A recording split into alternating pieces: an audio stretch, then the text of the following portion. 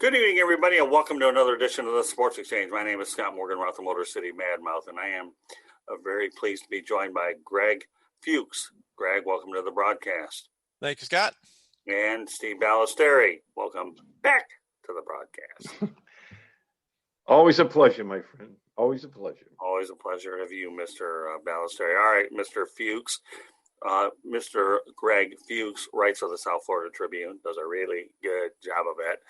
I see his passion in his writing every time I read his stories, and how he can take a lot of what he's written and turn it into the verbal word tonight, as we hope to incorporate Greg into more of these broadcasts as time progresses. With that said, Greg, okay, why don't you let everybody know a bit about your passion for sports? Sure.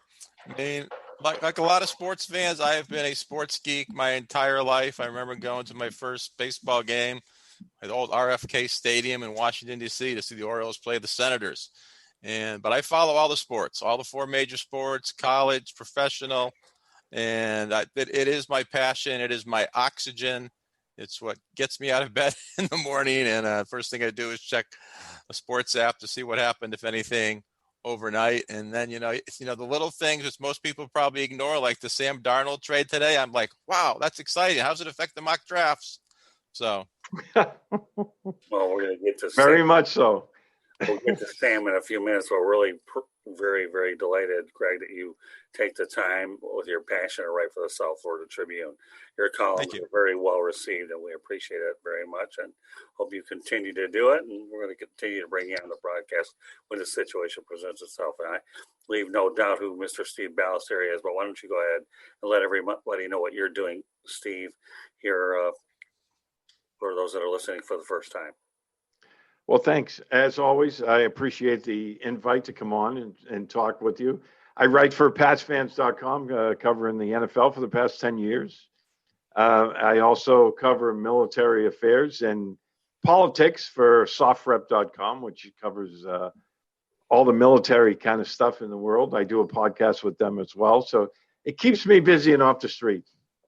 Very good. All right. Well, tonight's NCAA basketball championship night. You guys will be a little late for that, but that's okay. Thankfully, you have two halves, as we found out on Saturday night when UCLA lost to Gonzaga. We'll get into that later, but why don't we go ahead and talk about some predictions before we get to the business at hand, which is the NFL draft. All right, Greg, lead it off with your prediction tonight. My prediction is after the first pick in the draft, when Trevor Lawrence gets picked, I have no idea what's going to happen. I mean, you're not giving me an NCAA basketball prediction tonight, Greg. Shame. Gomer Pyle, shame. Man, the thing I love about the NFL draft and doing the mock drafts is all the teams have multiple holes in their roster to fill, and you never know which one they're going to fill in the first round.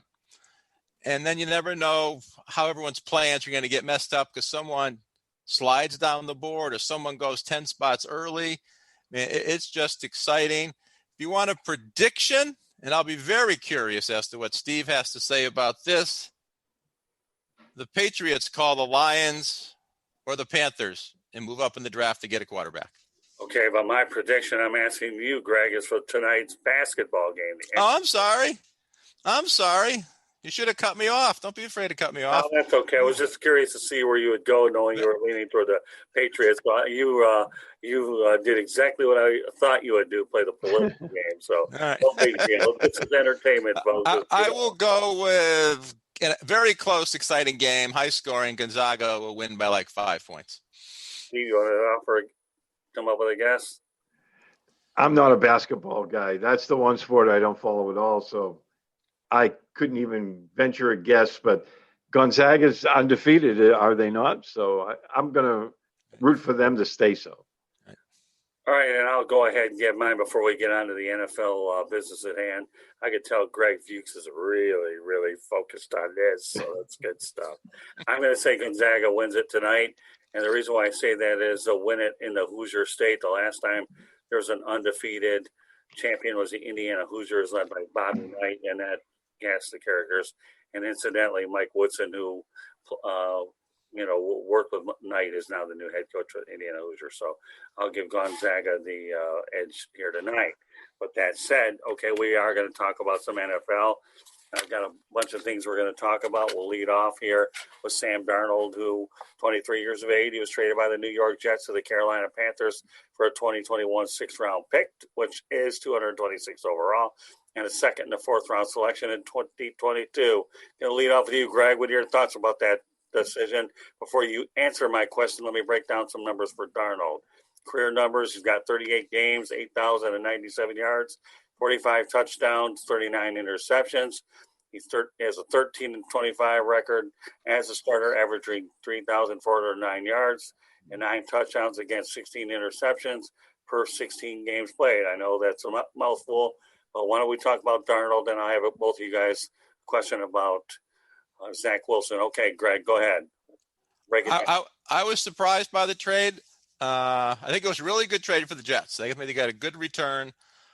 No one knows what Sam Darnold can be. I mean, he was the third pick in the draft 3 years ago for a reason. You can see the strong arm, you can see the size, you can see the mobility, and most people are just giving him a giant pass because the Jets have been so dysfunctional the last 3 years, and I can understand that because they have been dysfunctional.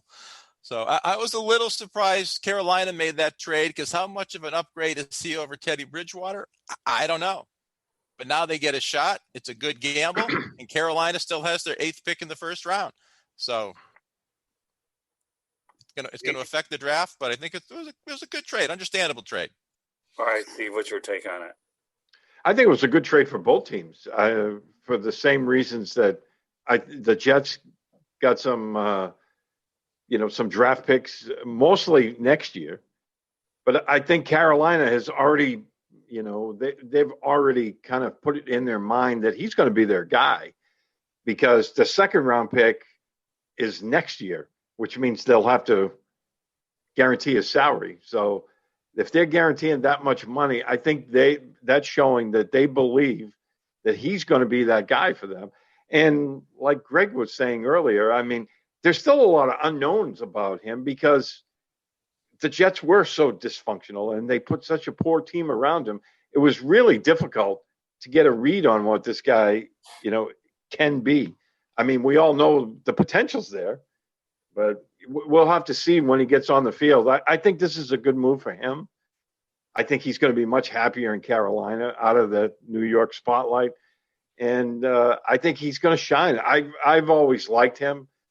And, when I knew the Jets were going to trade him, where I wanted him to go, but I knew that they were never going to trade him there. So, yeah, my interpretation on this trade is I thought for a period of time that Darnold could wind up in Seattle.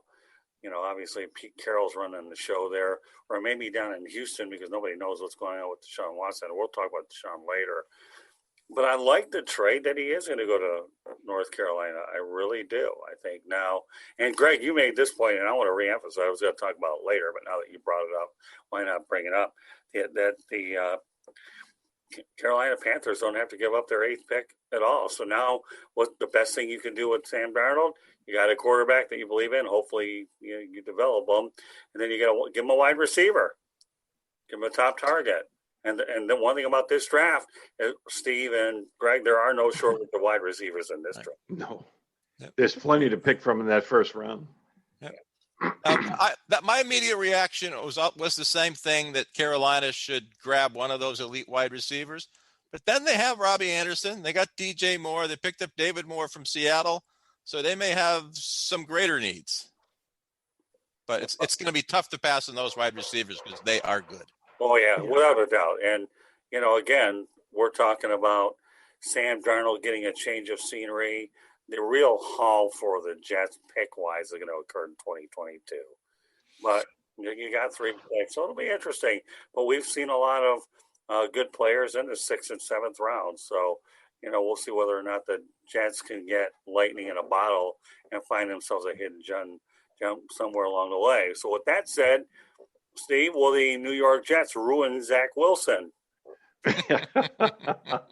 Well, that seems to be their MO. However, I mean, they have a new regime in there. Robert Saleh, Joe. I think Douglas he's a better GM than they've had in the past there. We'll have to see.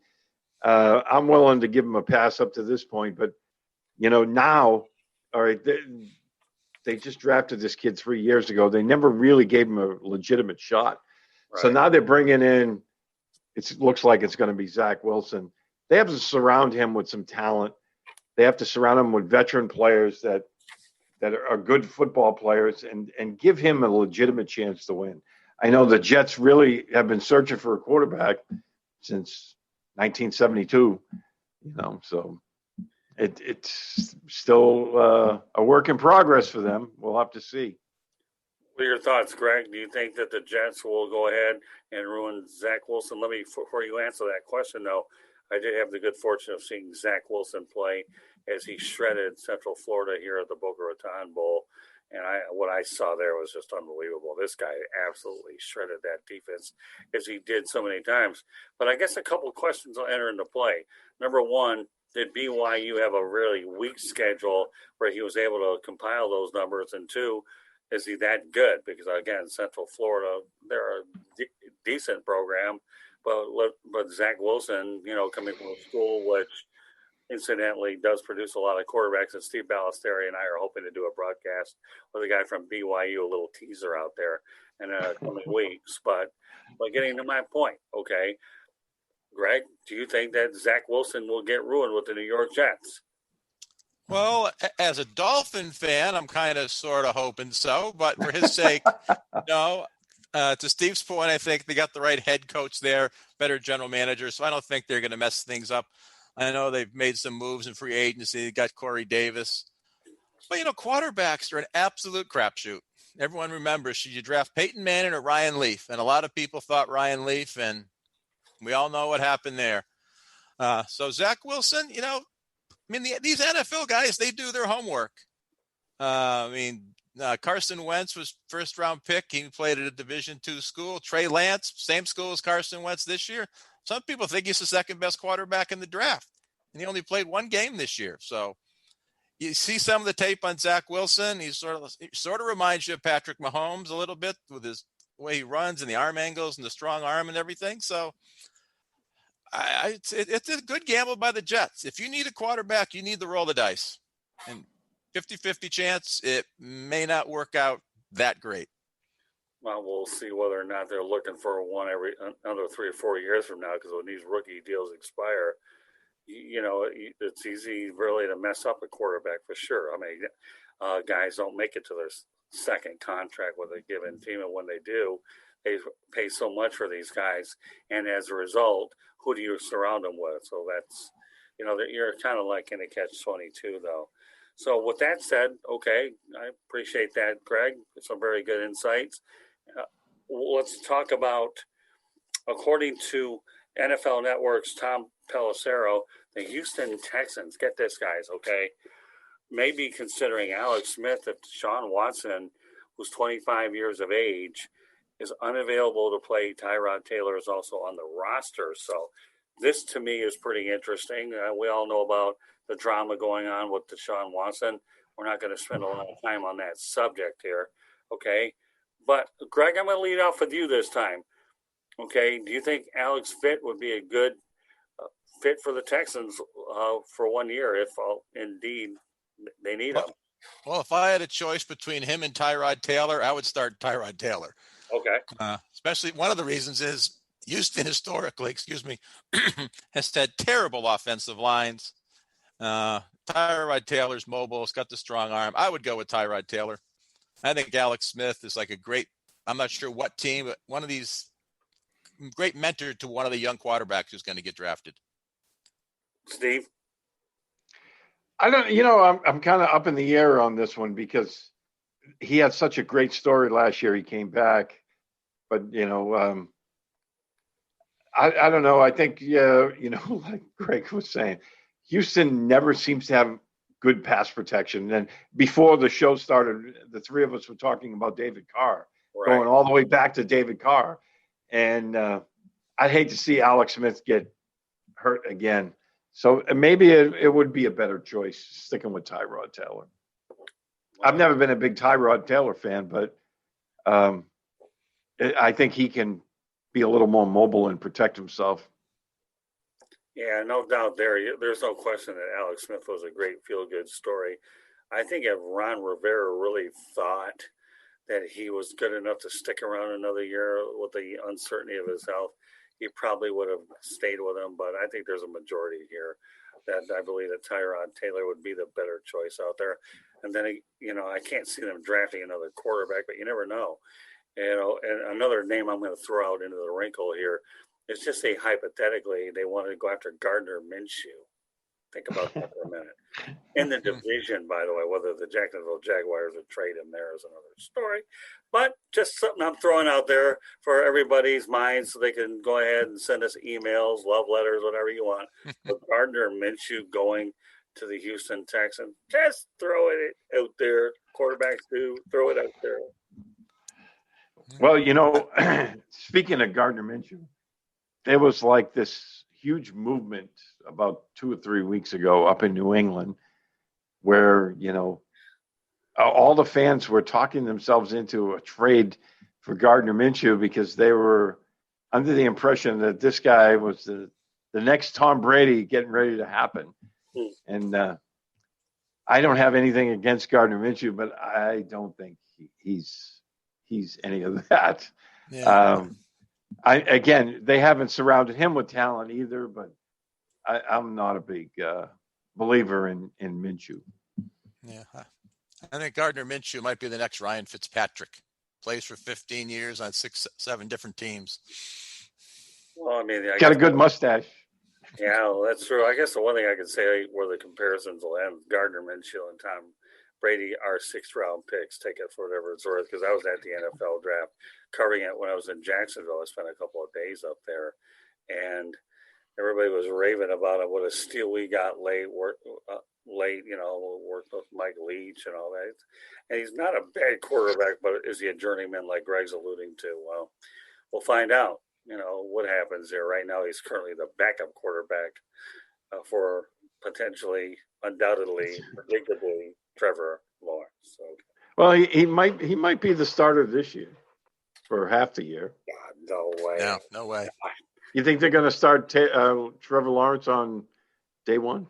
I have no doubt in my mind. I don't know Urban Meyer, but if I were a betting man, and I don't bet, but I would say Trevor Lawrence is your starter from day one. I think all the rookie quarterbacks, the 5 who get drafted in the first round, other than Trey Lance, they're all going to start on day one. Yeah, I think so too. I definitely Lawrence for sure. Right now, wins for the Jacksonville Jaguars. You may not have a lot of them, but at least you could put some rear ends in the stands. And I think Trevor Lawrence is a good franchise type of guy. The only thing that would prevent Trevor Lawrence from starting on day one is depending on the injury situation that he has. Other than that, I'd see Trevor as your starter. All right, let's stay with the quarterback position. Okay, Chicago Bears GM Ryan Pace is certain that quarterback Andy Dalton is the best QB option. I'm going to say this, preface this. If it doesn't work, will head coach Matt Nagy and Ryan Pace be fired? Okay, Steve.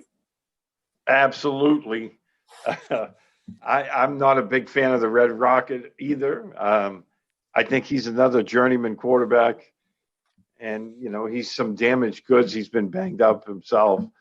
I think that if they believe that he's going to take them to the next level in the same division with Aaron Rodgers, they're sorely mistaken. I would agree. I thought they were one of the teams that may trade for Darnold. Mm-hmm. Yeah, I kind of wondered. Or Watson. Or who? Or Watson before all this fiasco hit with him.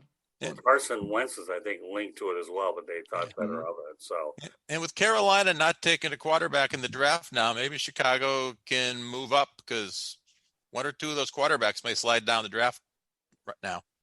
Yeah, it's possible. We got Mitchell Trubisky's landed in Buffalo, and Nick Foles is still there in Chicago. But it's a very interesting, unique dynamic. I thought that Mitch Trubisky had more of an upside than Dalton at his stage, but I guess they didn't have a lot of patience. And when you have 2 guys whose jobs are potentially on the hot seat, they were looking to do something. So hopefully see if they can do a little bit better.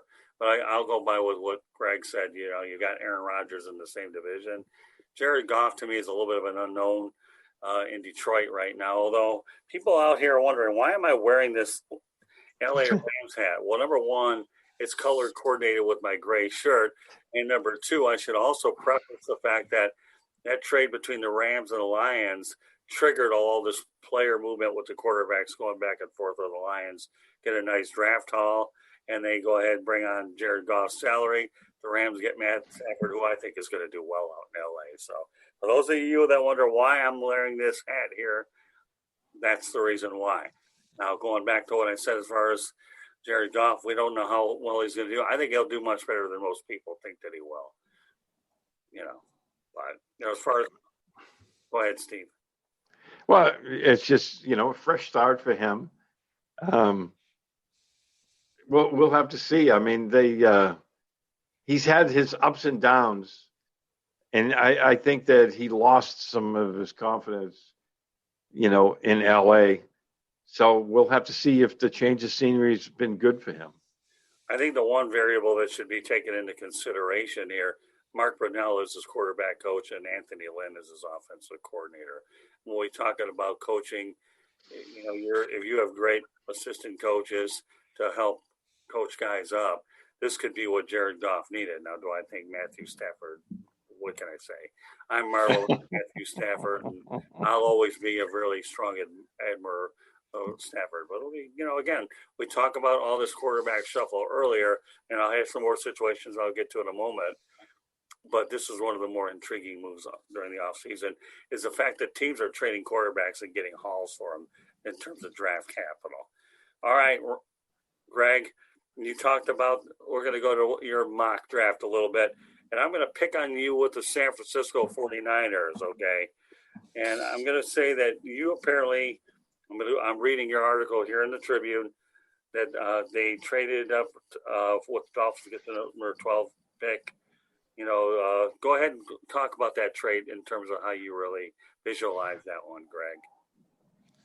Well, they obviously traded up to get a quarterback. It remains to be seen which of the three. You've heard rumors that they like all three of them, even Mac Jones. Now, did you have to trade up to the 3 spot to get Mac Jones? Maybe you should have traded directly with the Eagles at number 6. But if they really love the guy, you don't want to risk someone else taking him. I would probably go with Justin Fields if it was me. He played at a big-time program. He's got the arm and the athleticism. Mac Jones, not as athletic. And Trey Lance, to me, coming from a Division II school, only played one game last year. He's probably a little raw. So I would go with Fields, which I think is a little different than when I wrote in my article 10 days ago. I think I had Lance going there then. Yeah, and you hear a lot of rumors that, people talking to John Lynch and Kyle Shanahan, they like Mac Jones. So who the heck knows? Steve?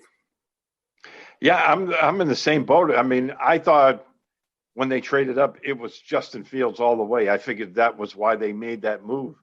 But now we're hearing those rumors that they really like Mac Jones and the way he handles pressure and the way he sees the field. And, I mean, if that's the guy that they like, then that's the guy they're going to take. I mean, they have to have a quarterback that they feel can fit that offense. Now, he's not as athletic. We know that. But he does see the field real well. I at first, like I said, I was totally in on Fields at number 3. Now I'm kind of thinking that maybe they do feel Mac Jones because there's no reason to smoke screen at this point. You have the number, 3 picks. So we know Lawrence is going number 1. Now it seems a given that Wilson's going number 2.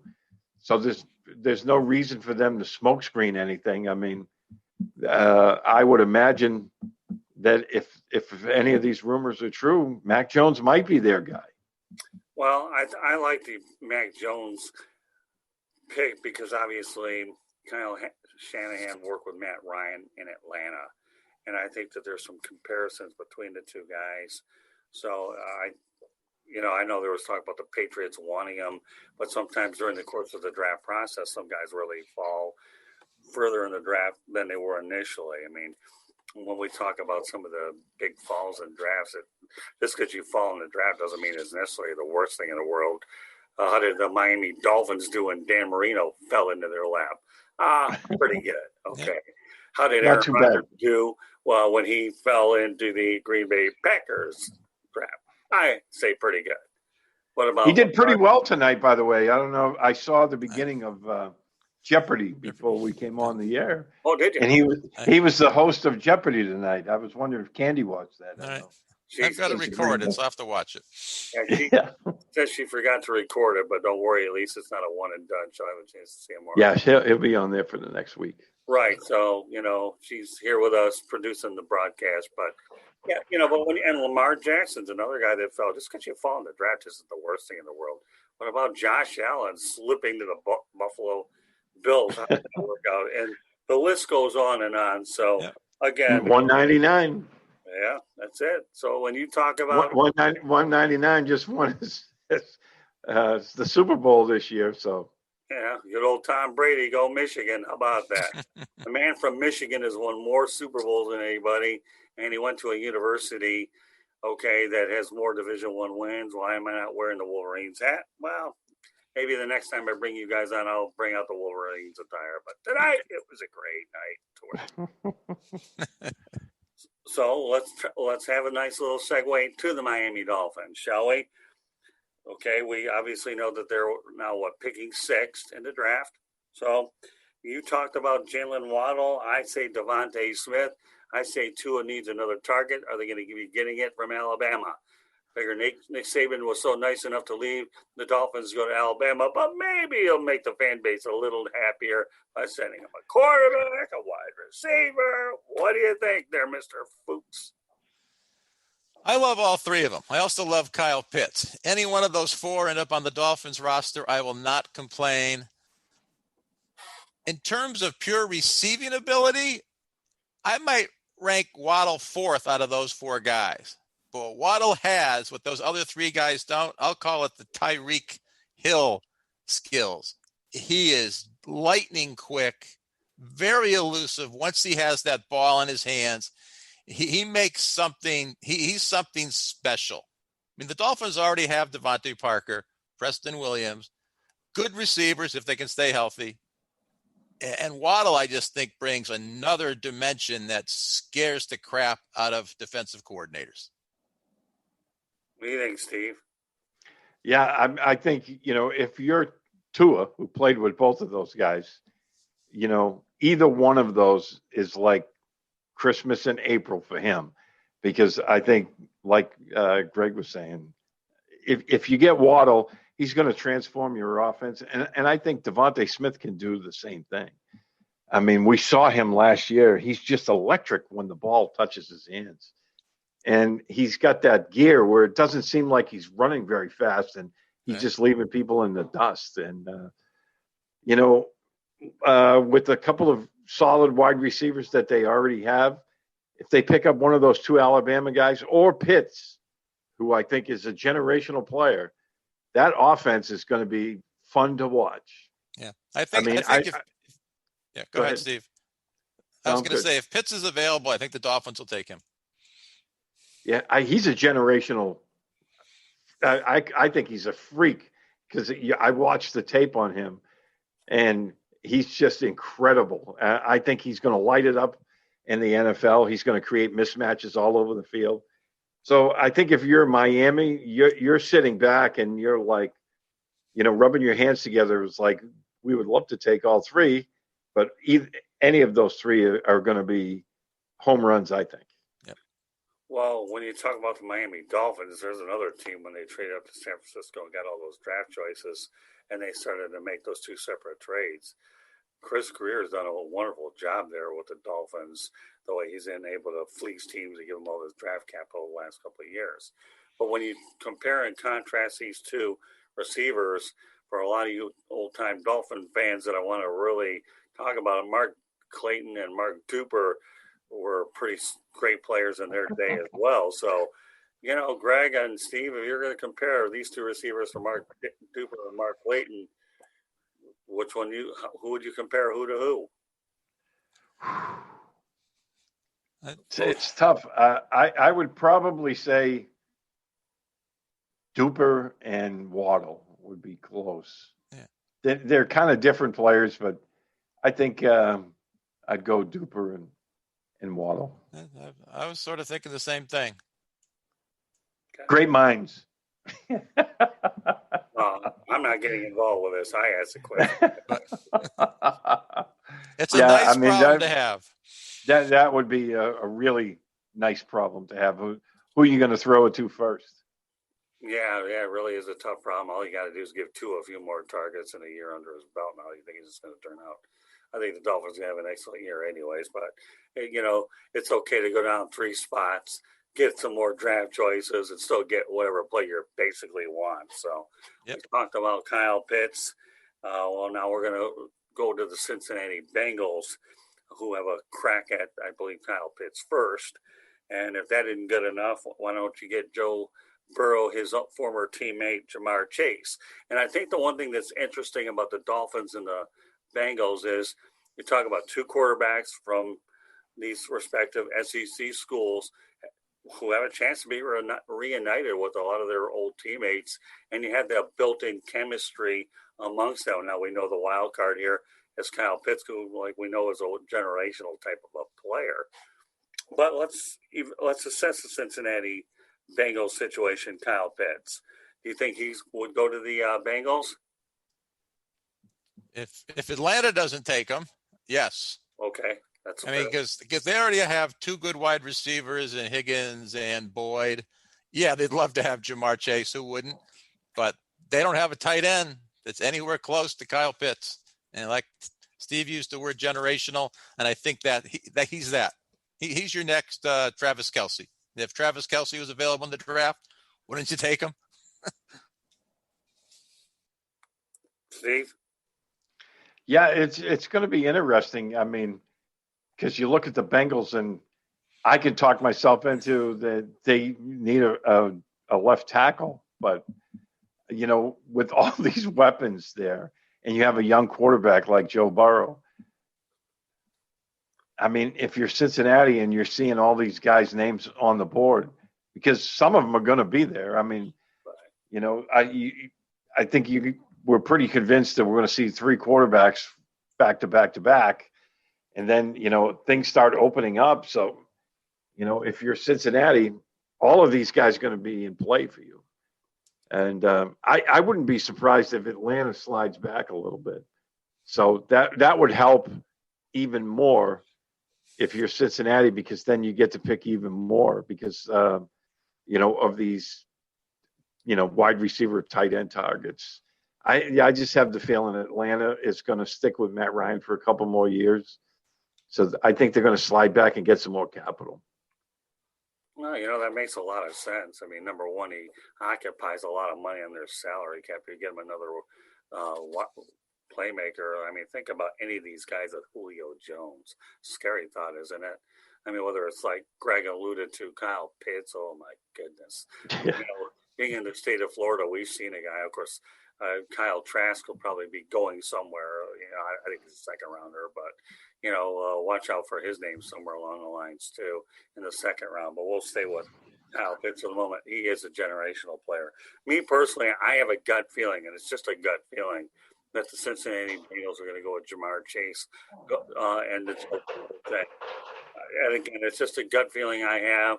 We're all have gut feelings when it comes to these mock type of drafts where it's a guessing game, but why not? Everybody guesses the NCAA tournament. Yep. A blind squirrel can go ahead and get it right if you pick whatever you want and never know. I mean, but again, I don't think the Bengals can go wrong with either of Kyle Pitts or Jamar Chase, or, we talked about Penei Sewell being able to protect the quarterback. He's a big X factor in this whole thing. So, all right, so let's go back to the Carolina Panthers for a moment, all right? And that's this. They are picking number 8 now with Sam Darnold.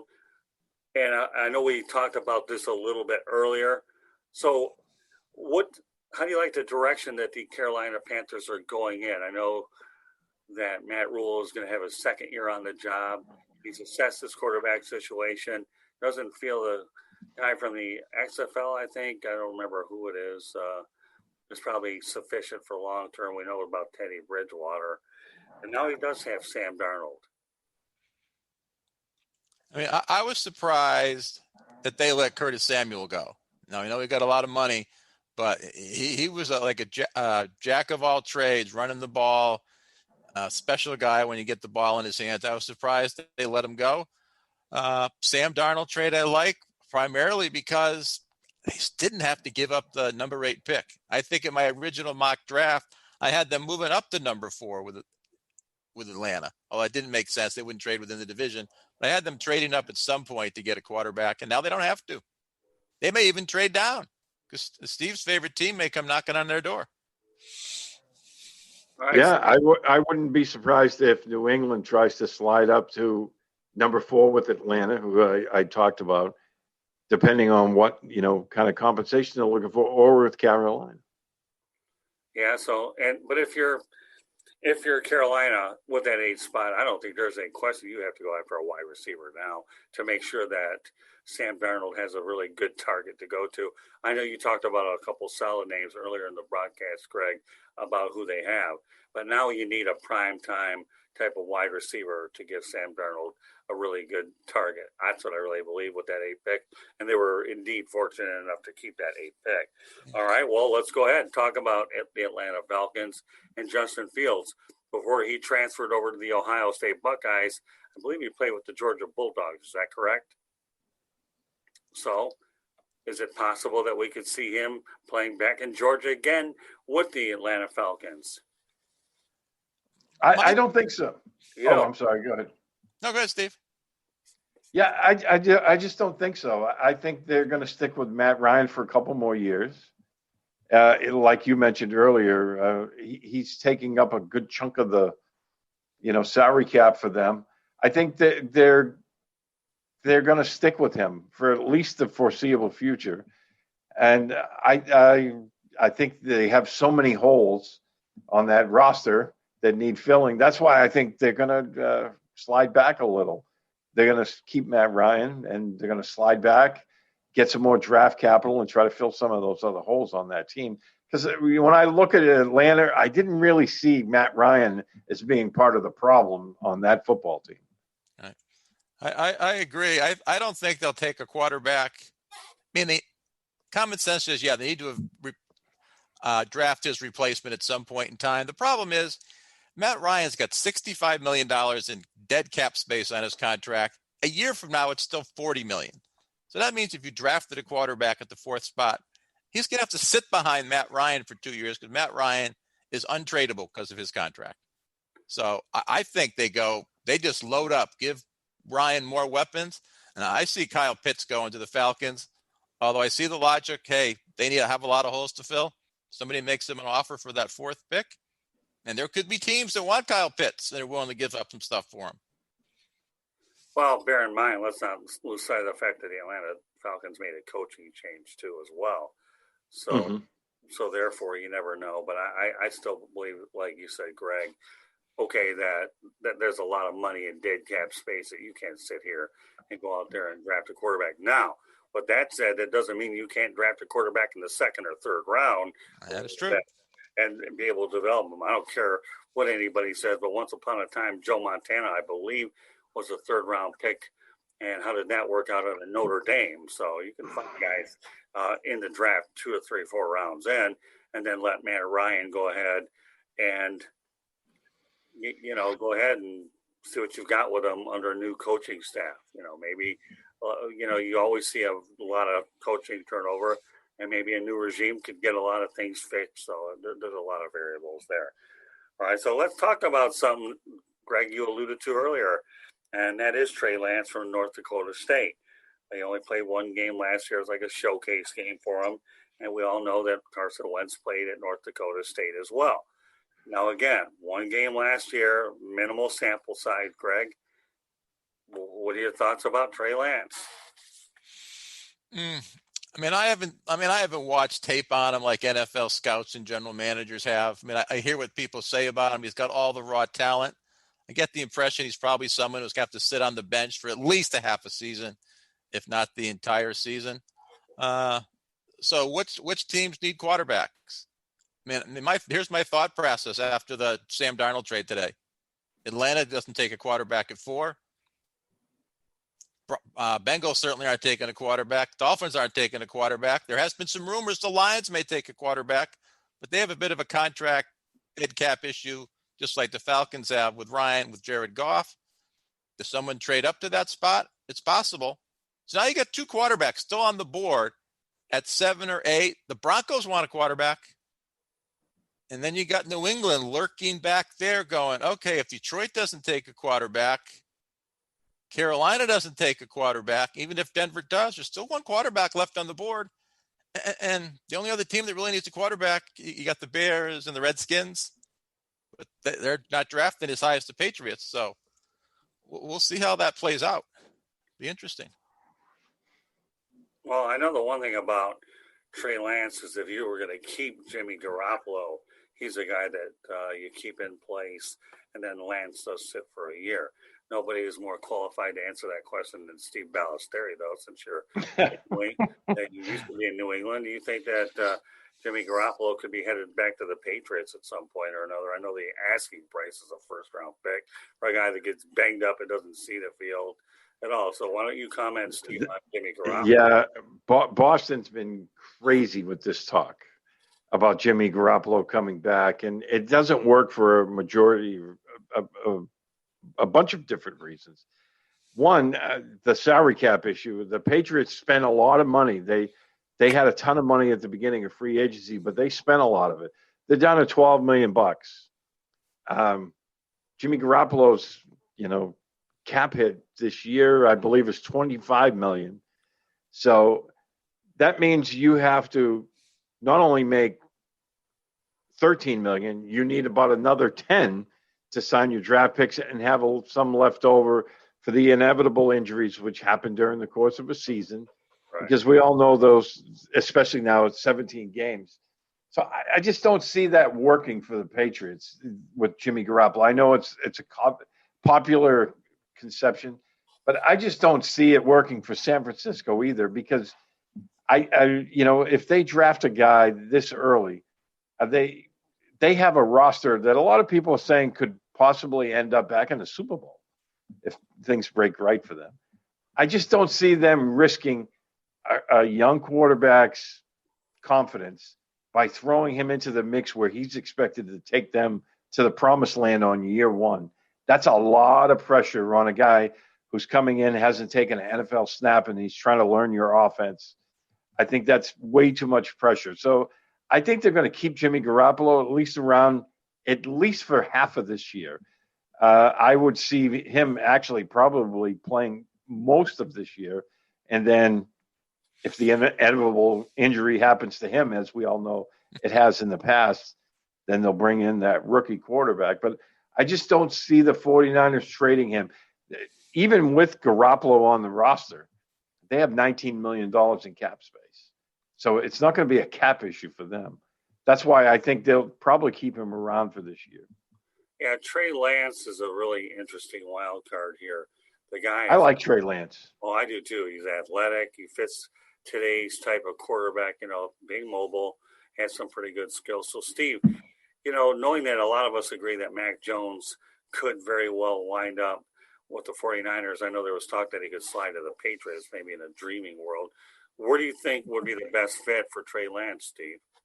Well, it's like Greg was saying earlier. I think it's someplace where he's going to have to be able to sit for a year and, learn the offense, get some experience under him, and learn the pro game, because there's not a big sample size there. And then last year, we already discussed, he only played one game.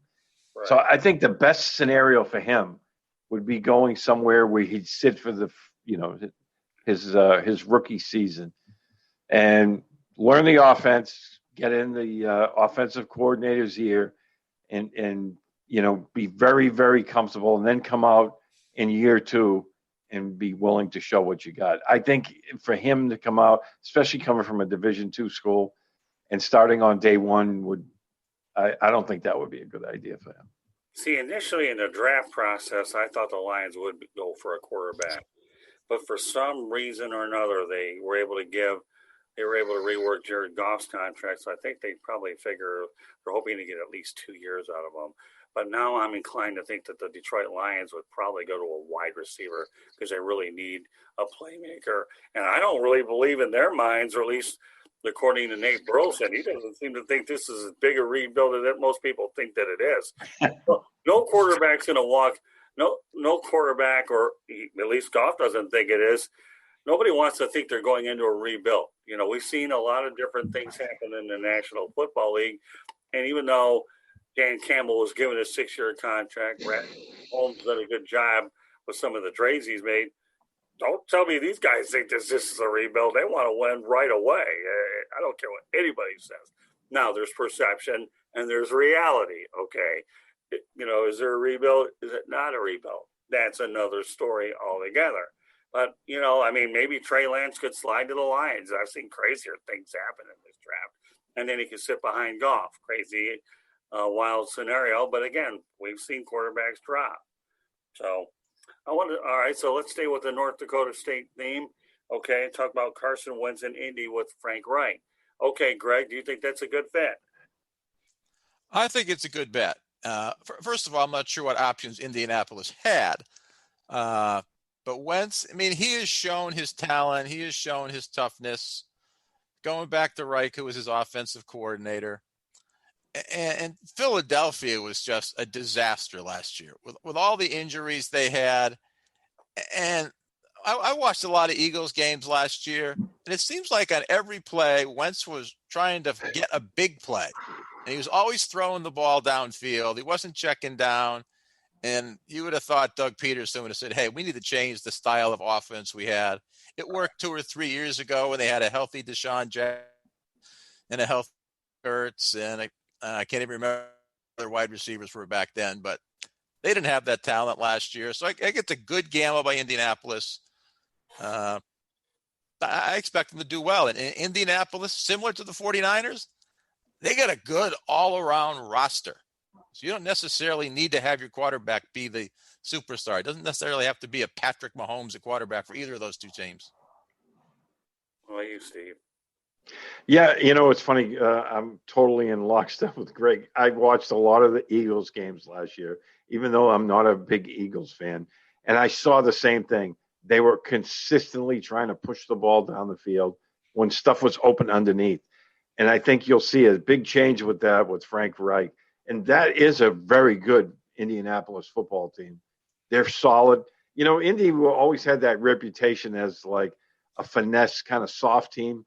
They're not anymore. That's a pretty physical bunch on both sides of the ball over there. I like what they're putting together in Indy. And if Wentz fails this time around, that will be on him because I think they have a very solid cast around him. Yeah, I don't think that, in my mind, this was the only spot for him. It really was. Frank Reich, you can't succeed with a guy that believes in you where you're going to go.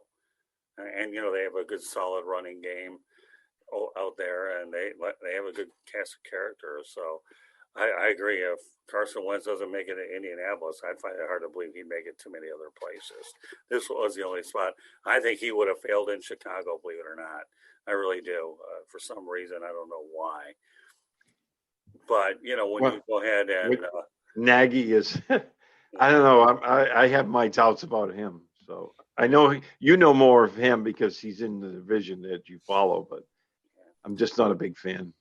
Yeah, I agree with you. I think that Carson Wentz landed in the only place. So since Aaron Rodgers is hosting Jeopardy tonight, how can I disappoint my Green Bay Packer followers, and I have a few of them out there, about Aaron Rodgers? Okay, is he the long-term answer for the Green Bay Packers, or does he take the Peyton Manning, Tom Brady path?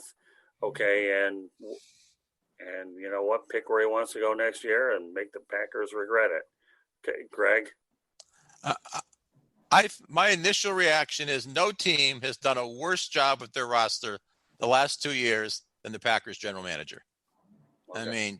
Trading up for Jordan Love last year, get A.J. Dillon in the second round. Nothing against very good running back, but you got Aaron. You have arguably the best quarterback in the league. Give him more weapons. And what have they done in free agency? They have not gotten a wide receiver despite a bazillion of them being available. Right. They did bring Aaron Jones back, which was nice, but they lost the best center in the league in Lindsley, and they haven't done anything else. It's just crazy. And now they're going back and forth with Rodgers on his contract. Give him what he wants, make him happy. He's going to be one of the top quarterbacks in the league for 2 or 3 more years. Got to go all in, just like Tampa's all in with Brady and those guys now, doing what they have to do to manage the salary cap. Packers should be doing the same thing, and they're not. Just boggles my mind. Steve? Yeah, I totally agree. You look at, when they drafted Jordan Love, I was thinking to myself, what are they doing? I mean, it doesn't make any sense. I mean, were they really going to replace Aaron Rodgers at that point? And then they didn't, which tells you that they made a mistake there. So why aren't they surrounding him with better weapons? I mean, I just think they're wasting the not the best part of his career. I think he's a little beyond that, but he's still one of the top 2 or 3 quarterbacks in the NFL. And I don't know. I agree with Greg that their decisions the last couple of years are really some head scratchers. But I think they're going to stick with Rodgers for the next couple of years. I think it would be silly for them to part ways with him. But if they do decide they're going to do that, they'll be able to get quite a haul for him. But do we really know how good Jordan Love is? Yeah. I think the thing that, to me, Rodgers' durability will depend on whether that Jordan Love move works out, because I know that he's one injury away from being out. So we all know that the quarterback position, as much as they're trying to go ahead and protect these guys, an injury can happen anytime. So that's when the Jordan Love pick looks good. I know that when the Packers have lost Rodgers, their performances drastically decline, but the bottom line this year is they need to get one, but maybe 2 good wide receivers. They need to show Rodgers that commitment that, all right. And the A.J. Dillon pick I actually think was a pretty good pick. But they need a couple of wideouts. No ifs, ands, or buts about it. I don't care what anybody says. But we'll find out whether or not the Packers' decisions, to me, are more complicated than solving the Rubik's Cube. Because I think a lot of people know that when you play around with the Rubik's Cube, that thing gets a little bit mind-boggling. But then again, this whole NFL draft situation is mind-boggling as well. I know that both of you guys aren't real big college basketball guys, so we weren't going to ask you to come up and fill out a bracket because you guys are going to make your hands full coming on the show tonight trying to figure out the draft. But don't feel too bad, guys. Everybody that bothers to go with a mock draft can put on their thinking Jeopardy cap and try to guess it through all you have to do. But meanwhile, really enjoyed having this broadcast with Greg, our rookie of the night. And, of course, we don't expect him to be a rookie any longer now that we got him here involved. And Steve, well, you and I, we know this drill all too well, don't we? So yeah, it's always a pleasure, like I said, man. And now it's nice to meet Greg. And now we know we have another guy we can always bring on and talk some football with us because we could do this every night. Well, I tell you what, Greg Fuchs, does a really good job writing for us. I enjoy reading your stuff, Greg. I really, really enjoy. Thank you, Scott. And I enjoyed tonight. I'll come back as often as you let me. All right. Well, meanwhile, this completes this edition of the Sports Exchange. Have you guys been vaccinated yet? Yes. Not yet. Just the first one. Oh, yeah. I got mine on Saturday, so I got the Moderna one. But I encourage all you folks out there to go out there and get vaccinated. That's another way so that we get around this COVID situation. But meanwhile, this completes this edition of the Sports Exchange. My name is Scott Morganroth, Motor City Bandmouth, joined by Steve Balestrieri and Greg Fuchs. This broadcast can be seen on our YouTube channel, South Florida Tribune. I encourage everybody to go out there and subscribe to it. You get all the broadcasts that we have to offer and then some. Steve Balestrieri appears on a lot of the different ones. And, of course, if you don't find it on the YouTube channel, go to www.southfloridatribune.com. Under the broadcast section, you can see it there as well. So Either go to our YouTube channel, South Florida Tribune, subscribe for free, or you can find it on our website, and you can play it as often as you want. Now, Steve, why don't you go ahead and let everybody know before you get off the broadcast how they can get a hold of you on social media? Yeah, you can find me on Twitter at SteveB7SFG. I'm also on Instagram and Facebook, but mostly on Twitter. And what about you, Greg? You have some social media. Go out there and mention that as well. I was going to ask me because I can't rattle off my Twitter or Facebook addresses off the top of my head, but if you search for my name, my Twitter account, I know it's just under my name. So that works. Okay. And as far as we're concerned, you can find me at Tribune South. So if you want to go ahead and locate South Florida Tribune, just go to at Tribune South. And also like our Facebook page. But I want to reiterate one last time, these broadcasts will appear on the South Florida Tribune YouTube channel and www.southfloridatribune.com. And of course, if you want to email us, you can do so at southfloridatribune@gmail.com. So on behalf of Steve Balestrieri and Greg Fuchs, this is Scott Morgan, Roth Motor City Manmouth. Thank you for joining us on this edition of the Sports Exchange. Until the next time, meanwhile, everybody, go out there and be safe and do the right things with this COVID-19. We're not out of the woods by a long shot. We're making progress, but we're far from there. So good night, everybody, from Scott Morgan Roth here at the Sports Exchange.